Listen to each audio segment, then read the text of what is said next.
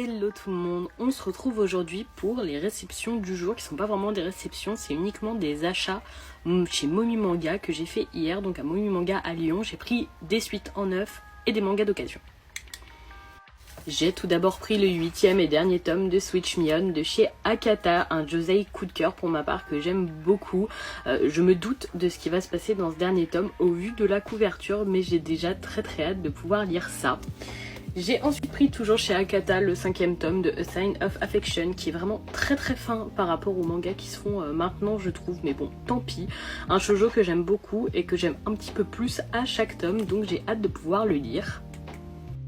On passe ensuite chez Soleil Manga avec le 4e tome des Caprices de la Lune, un shoujo coup de cœur que j'aime beaucoup pour l'humour qu'il y a entre nos deux personnages et leur relation qui est vraiment hyper spontanée, naturelle, j'aime vraiment beaucoup. Ensuite la sortie que j'attendais le plus c'est clairement le tome 4 de The Elf and the Hunter, une série qui mérite vraiment beaucoup plus de visibilité. J'adore cette lecture, j'attends chaque tome avec énormément d'impatience, c'est un de mes plus gros coups de cœur de l'année dernière, j'ai trop hâte de lire ce tome. Et j'ai ensuite pris le second tome de la double édition, qui est d'ailleurs un gros double, hein, c'est presque un tome triple, d'une sacrée mamie de chez Delcourt Tonkam. J'avais reçu le premier tome par l'éditeur et ça avait été une super bonne surprise et j'ai vraiment envie de lire la série en entier maintenant. Aux achats d'occasion, j'ai pris les tomes 2, 4, 5 et 6 de Tant qu'il est encore temps, je t'aimerai de chez Nobinobi. Il me manquera donc le tome 3, le tome 7 et le tome 8 pour compléter cette série. J'avais bien aimé le tome 1 donc j'avais très envie de continuer.